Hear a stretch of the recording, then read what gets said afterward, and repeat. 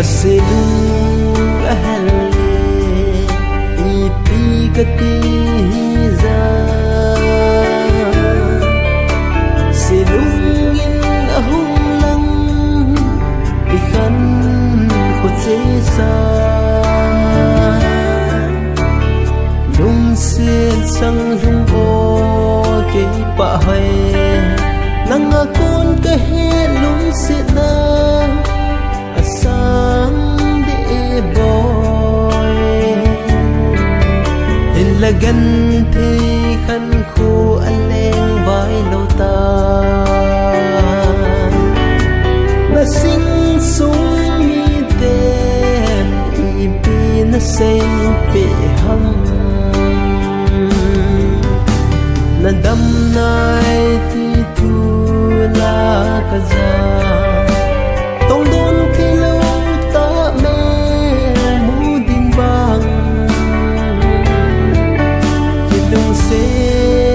khăn khuôn tổ dâu khô đừng xin căm đắm chữ bay cả sang thêm thầy buồn đừng xin ba đắng cũng dùng lên cái hình ghé đố gì cái hình khổ tố gì đàn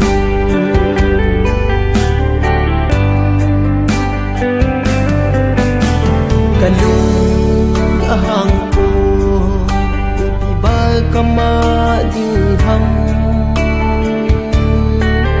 pasot di kilung sin in ko i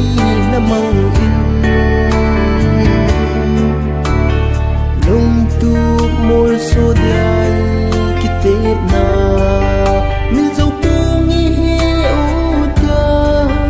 mu tem na bang kamil ko nang be in engai lo hi le chung kinh dòng dân lai ra ôn ôn hình vang thế nàng nghi na đâm lại thì thu la kaza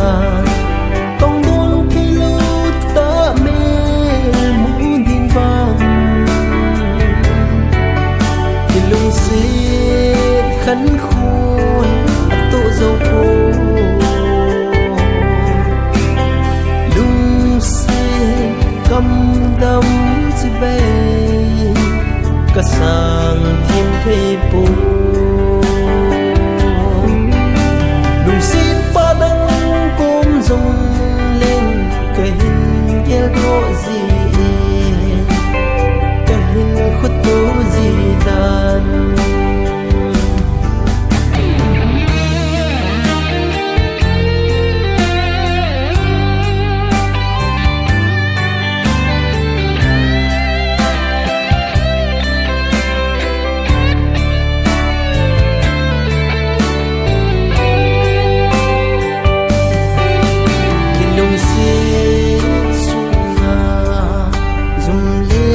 ra itu